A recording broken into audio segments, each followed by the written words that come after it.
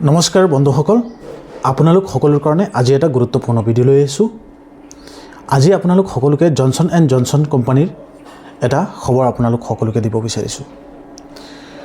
আপুনি আপোনাৰ সন্তানৰ বাবে ব্যৱহাৰ কৰা পাউডাৰ কিমান সুৰক্ষিত? শেহতীয়াকৈ আমেৰিকাৰ এখন আদালতে বিখ্যাত কোম্পানী জনসন এণ্ড জনসনক J&J কোম্পানীটোক কোটি টকাৰ জৰিমনা বিহিছে। অভিযোগ উঠিছে যে তেওঁলোকৰ বেবী পাউডাৰ ব্যৱহাৰ কৰি বহু মহিলাক কেঞ্চাৰ হৈছে। আজিৰ এই ভিডিঅ'টোত আমি জানিম আচলতে কি হৈছে আৰু ভাৰততো ইয়াৰ প্ৰভাৱ কি হ'ব পাৰে। গতিকে এইটো এটা গুৰুত্বপূৰ্ণ খবৰ। বাতৰিৰ মূল শেহতীয়া উদ্দেশ্যসমূহ আপোনালোককে ক'ব বিচাৰিছোঁ।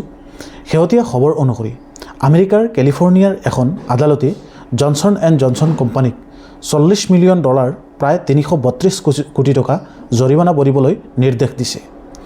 দুজনী মহিলাই অভিযোগ কৰিছিল যে তেওঁলোকৰ দশক ধৰি এই বেবী পাউডাৰ ব্যৱহাৰ কৰাৰ বাবে তেওঁলোকৰ অভেৰিয়ান কেঞ্চাৰ হৈছে। আদালতে জনাইছে যে কোম্পানীটোৱে পাউডাৰত থকা বিপদৰ বিষয়ে গ্ৰাহকক সঠিক সতৰ্কবাণী দিয়াই নাছিল। সেই বিষয় লৈ পেলাই তেওঁলোকৰ এটা অভিযোগ আছিল। কিয় এই কেঞ্চাৰৰ অভিযোগ? হোৱাই দ্য কেঞ্চাৰ ক্লেইমছ?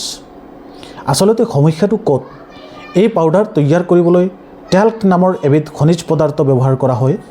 অভিযোগ উঠিছে যে টেল্কৰ লগত বহুতো সময়ত এছবেষ্ট নামৰ এবিধ বিষাক্ত পদাৰ্থ মিহলি হৈ থাকে, যিয়ে কেঞ্চাৰৰ সৃষ্টি কৰিব পাৰে।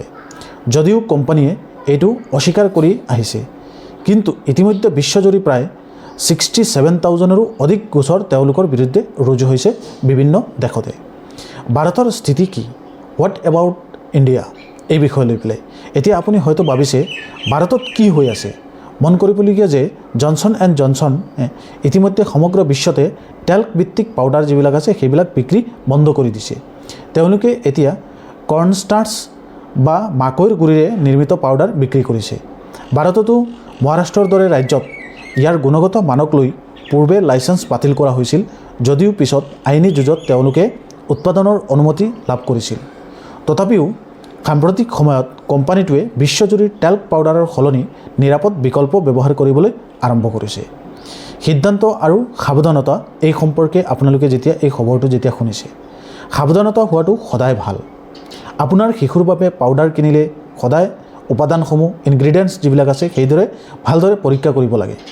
যদিও সম্ভৱ হয় প্ৰাকৃতিক বা চিকিৎসকৰ পৰামৰ্শ অনুসৰিহে সামগ্ৰী নিৰ্বাচন কৰিব লাগে। আৰু আপুনি জনসন এণ্ড জনসনৰ এই বিতৰ্কৰ বিষয়ে কি ভাবে এই খবৰটো শুনি পেলাই আমাক কমেণ্ট কৰি আপোনালোকে জনাব পাৰে। এনেকুৱা গুৰুত্বপূৰ্ণ খবৰৰ বাবে চেনেলটো ছাবস্ক্ৰাইব কৰিবলৈ নাপাহৰিব। সকলোকে ধন্যবাদ জ্ঞাপন কৰিছোঁ আজিৰ এই ভিডিঅ'টোতে।